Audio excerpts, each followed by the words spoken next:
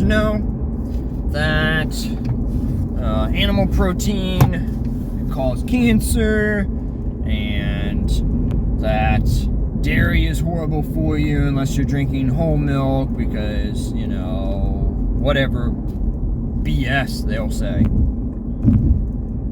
Again, same thing with the meat.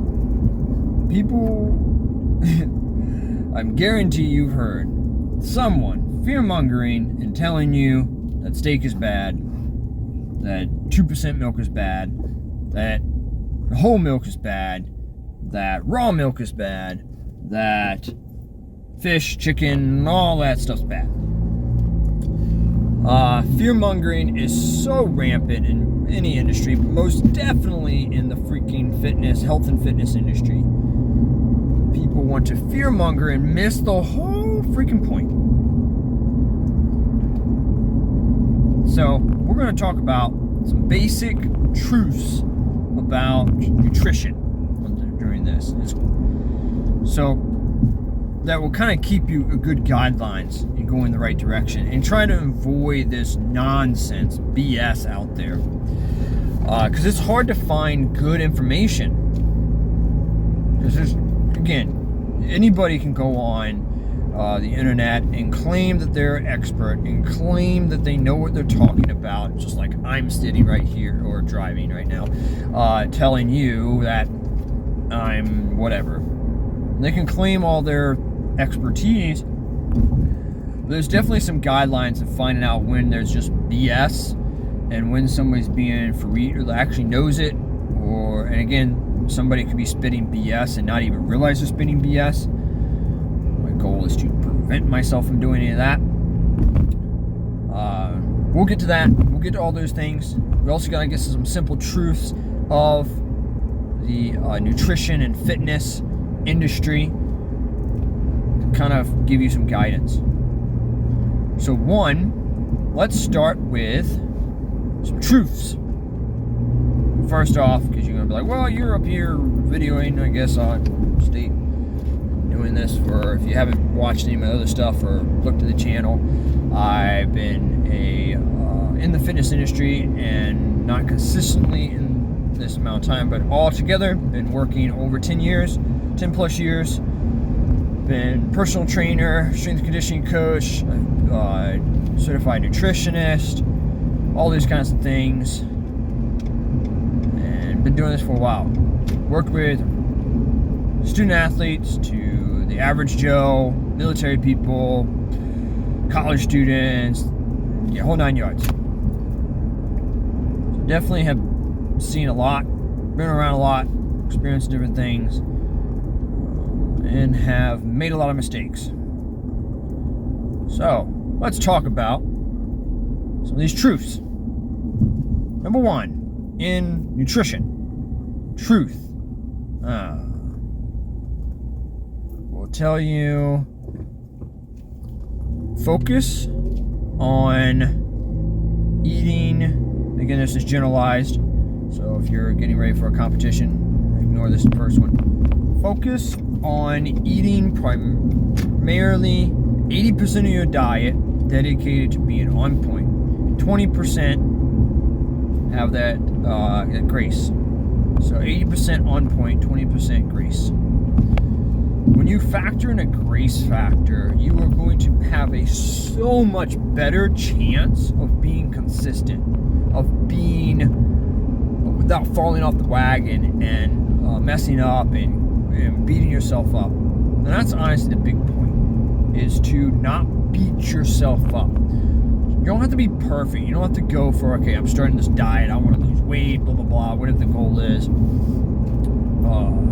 Don't try to shoot for perfection. Allow yourself some grace. Now, I didn't say go out and plan every night to eat a big bowl of ice cream, but allow some grace, okay? Life is going to happen. Someone's going to invite you to a party, blah, blah, blah. They have fried chicken instead of baked or grilled or whatever, so you're like, okay, the goal is try to be 80-20. 80% on point, 20% grace. Second nutrition truth. Or key to success, I guess, if you want to rename it. Focus on eating mainly whole foods. Trying to avoid the processed foods. You can kind of think of it the same way. Kind of take, number one, what I just said, 80-20, and think of it the same way. 80% whole foods, 20% grace. And I say grace and not just everything else because you don't want to necessarily intentionally, but again, allowing that variance so that you're not like overly stressed on it. When you focus on whole foods, some of you may be like, what in the heck does he mean by whole foods? So whole foods would be not necessarily all these, because again, there's certain, depending on your how you feel for yourself, potentially you may not eat these certain things. I mean, you may hate these certain foods and everything like that. But think whole foods categories would be any meats, any dairy, or animal product, pretty much meat, dairy. I'm not saying any animal product because there's processed stuff too, but meat, dairy, vegetables, fruit, nuts, seeds, those kind of things. Think pretty much things when you read a label, it pretty much has one ingredient. Pick up an egg, it says egg. Pick up milk, it says milk. Pick up let's see, a steak. It's going to say steak, right? Broccoli, it's broccoli. White rice, right? Or any rice, just choose any rice. And somebody's over there is going to be telling me why each rice is bad. Just ignore those dummies again, fear mongering.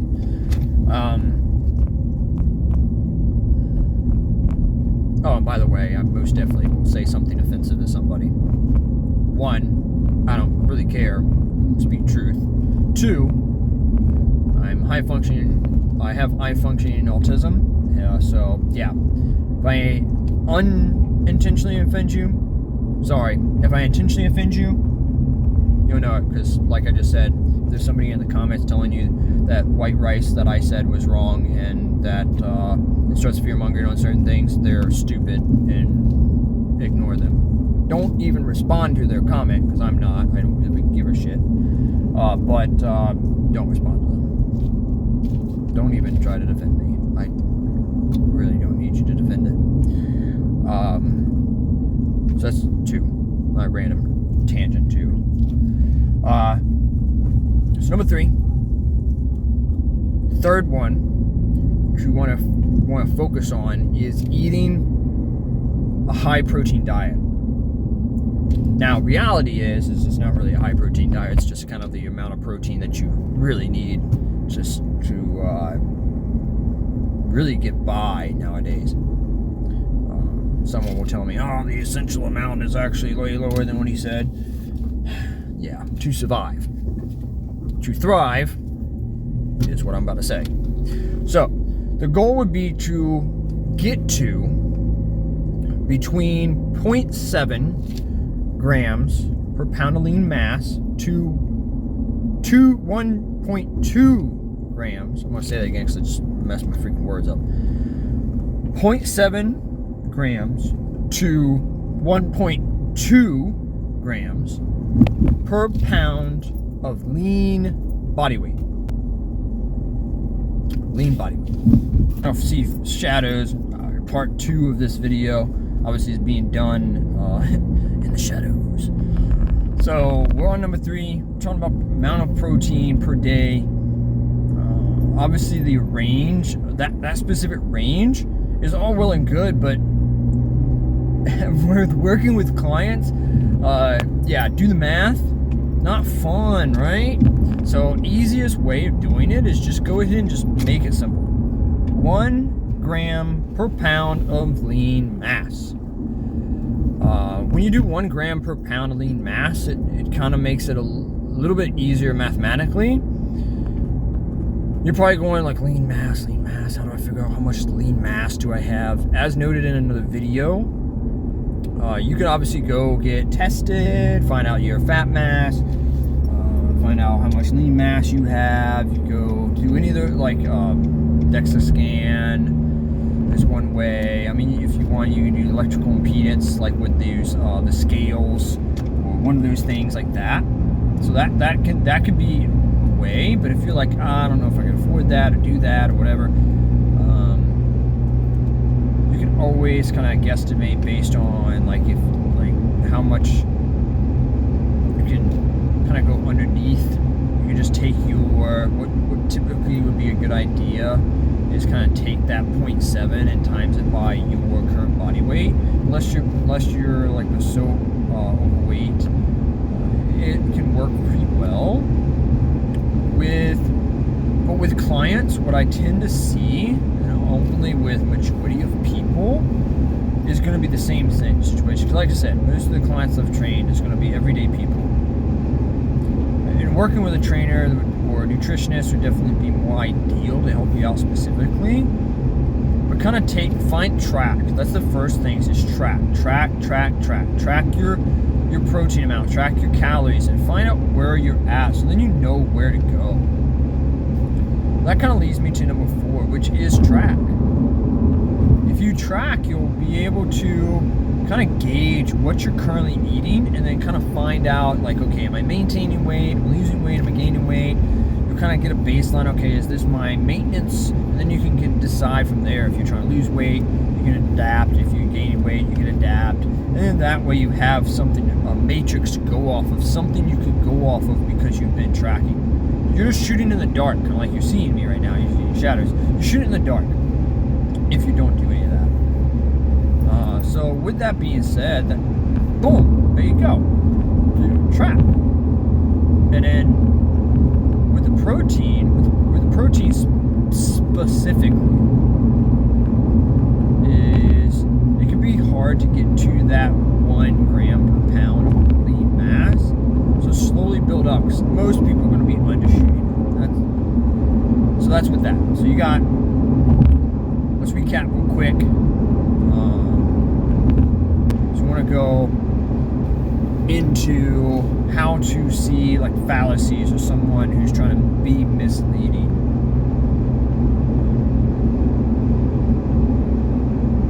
And if you're wondering, okay, that can't be it. If you stick to those few things, you're good. Oh, actually, let me add another one. Hydration is super key for the nutrition piece. So again, we're talking about the nutrition piece. Hydration, hydrate. Typically, there's people who are going to use the argument, half your body weight in ounces, or half your lean mass body weight in ounces, or do all that. You can do all the math, figure that out, and you'd be like, oh my freaking word, let's just say a 200-pound individual. You're like, I gotta drink 100 ounces of water? What?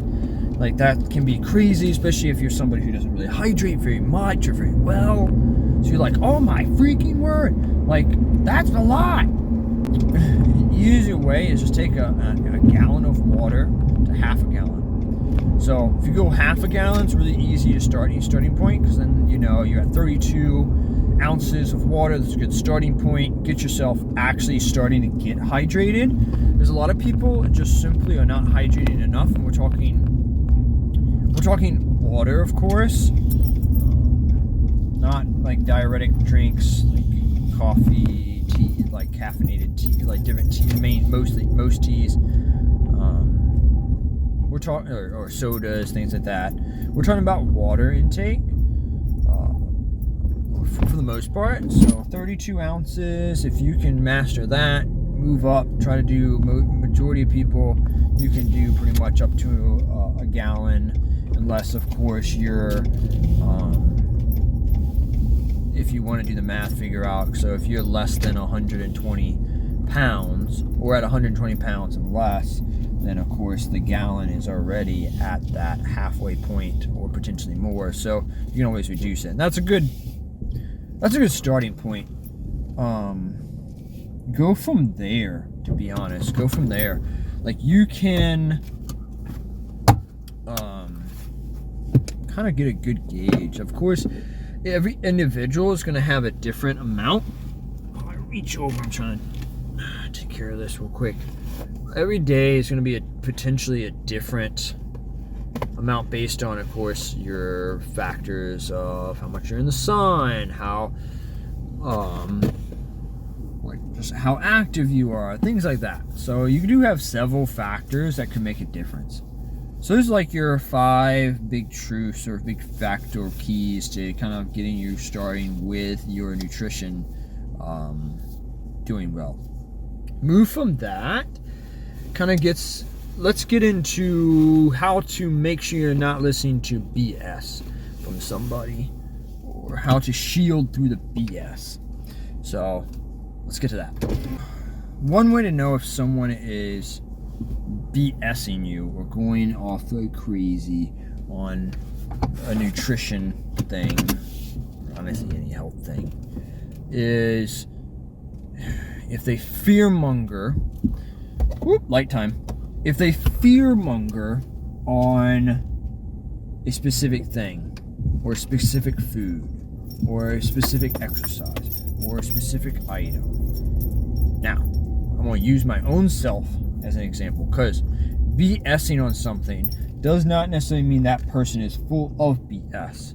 They could just be in a position of not knowing what they should know, maybe not having fully just researching something, or of course there is people who do simply just don't care. So some of these is just going to be things trying to figure out if someone is a BSer or if someone is just BSing on this specific thing. So I'm going to use my own self as an example for something. So it was years ago. There's a specific exercise. There are certain exercises I definitely condoned, like totally don't do type thing, like really bad. And some of you, if you watch this and you know of it, you're like, oh yeah, I remember those videos. Thank goodness they're not on YouTube. I'm probably going to actually self-deprecation on things, that for sure. If I post a video about like best exercise, things like that. So let's just say upright rows. It was one of the exercises, because a bunch of physical therapists that I either learned from or knew, whatever, taught how horrible that was for your shoulder impingement, blah blah blah, all that stuff. BS. If you have cranky shoulders, bad shoulders, obviously if something hurts and is cranky, potentially there are situations and people who that is horrible for. But not everybody's going to have a horrible response to that. Not everybody's going to have a horrible experience with that exercise. It's not a bad exercise. I program it now for clients. I have done it myself. But again, that's just an example of like going like, oh, this exercise was horrible, no one should be doing it, don't stop doing it, blah blah blah, that kind of thing. Another one is like if BS. So if they harp really bad on something, like I said, I'll use a nutrition example. I'm trying to think of the dude's name, but watch Dr. Lane Norton, and he'll crap on the people who do a lot of this BS in nutrition for sure. But he had a guy on there. He was watching the video. The dude was literally standing. I'm trying to think of the guy's name. Dang. Some chiropractor dude, which really honestly shouldn't be giving nutrition advice. Was standing in a freaking grocery store, just talking about BS about this horrible vegetable. This kind of goes to my second way of knowing horrible vegetable. Don't eat this. Don't eat any of these vegetables. Blah blah. So another way is if they pick apart certain things by taking a specific ingredient. Oh, this one ingredient is why this food is bad. Well, just to let you know, mini meat, name any vegetable, honestly, name any freaking fruit, much any food, honestly, it's going to have some ingredient that if you removed a compound or a certain part of that chemical away from it, it could be deadly or could be dangerous. So hearing someone nag on a certain ingredient is not a good way of going about it. Probably shouldn't pay attention to them. It's looking at the whole. There's a lot of one big thing with, honestly, most of life. There's a lot of black and white thought that people want to have, but there's really gray. There's a ton of gray area. People want it black and white, but it's really gray. So know that there's a lot of gray. So if think of when someone's doing one ingredient or one food, blah blah, this bad or something's horrible. Not that there isn't bad things or bad stuff out there, but when they take like fearmonger on something like that, it's normally a good indicator. So they fearmonger on certain movements or certain foods, certain drinks, things like that. Diet soda gets a lot of that. There's a lot of fear mongering. So when you do that, what's bad is think of it like a mutual fund. Okay? So mutual fund, bunch of stocks put together. When you invest in a mutual fund, you're investing in all those stocks together. So even if one's doing bad, as long as the others are doing good, you're still doing you're on top, right? As long as the majority is doing good. So that's the example.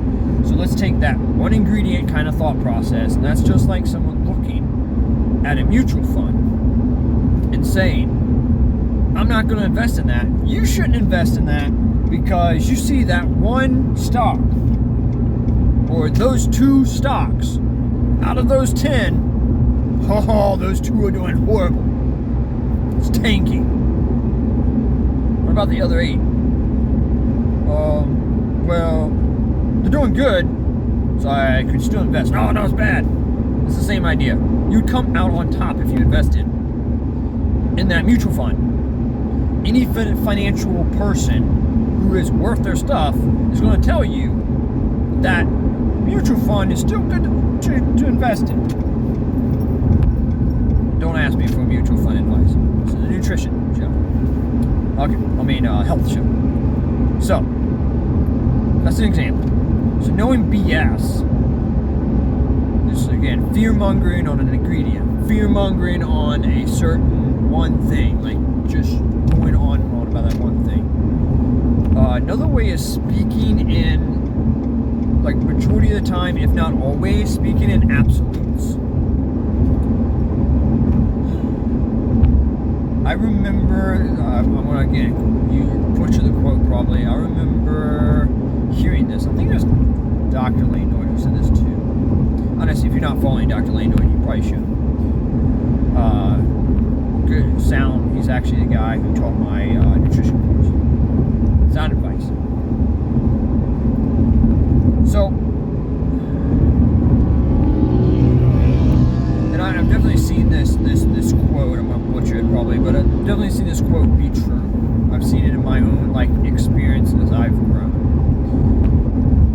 At first, when you start on something, you start with like a career or whatever. You think you know everything. You think you're an expert.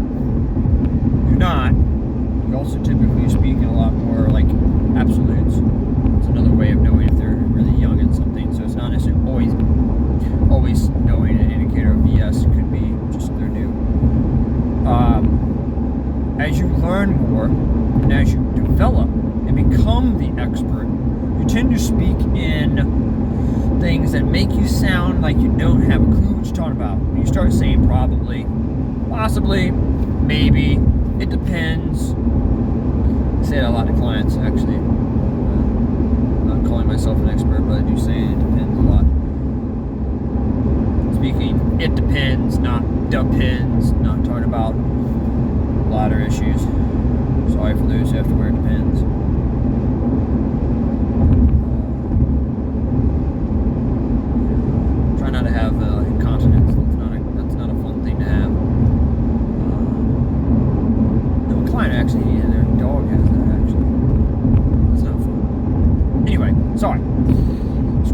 ADHD.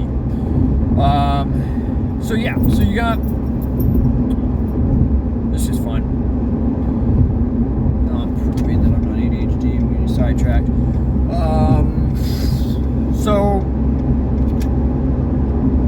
yeah, speaking in absolutes is normally a good indicator, or an indicator. It doesn't necessarily mean that they're BSing, but at least an indicator of potentially maybe they're newer to this information, or they're BSing you, speaking in absolutes. Yeah, there's some good indicators. Understand there's always extreme people who are going to be on other extremes. Normally finding the information is somewhere between the extremes. It may not be in the middle. It may be a little closer to the right, a little closer to the left, potentially in the middle. Don't get lost, this is not a political statement.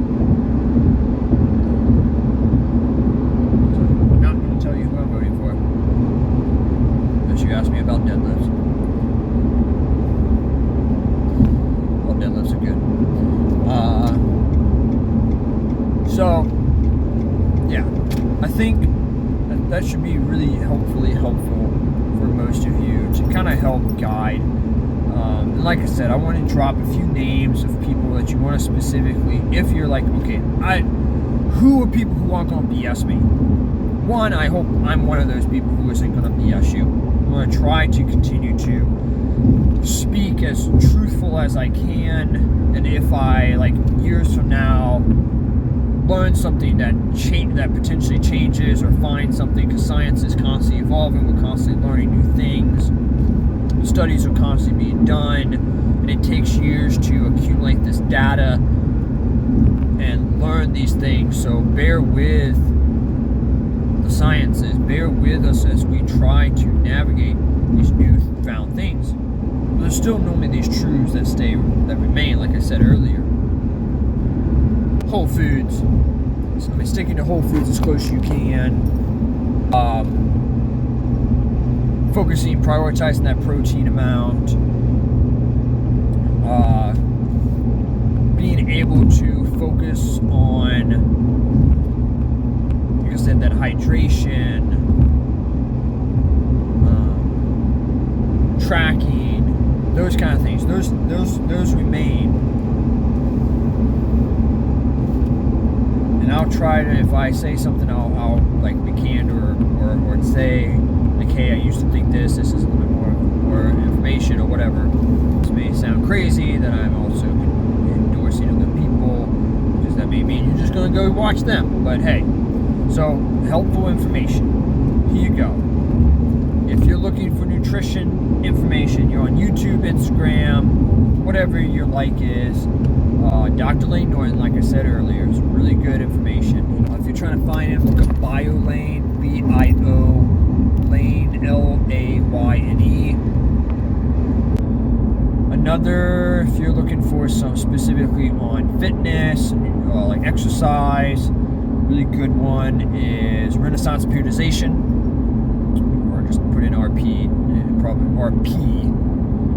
Probably come up.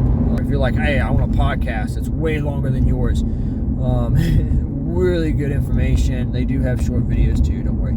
Tons of different topics. Another really good one is Mind Pump Show, or The Mind Pump Show, however you want to type it in there. Find them also on Instagram. Find them, like I said, YouTube, anything that you can find a podcast on, honestly, that kind of thing. Anyway, so I can focus on the rest of this drive.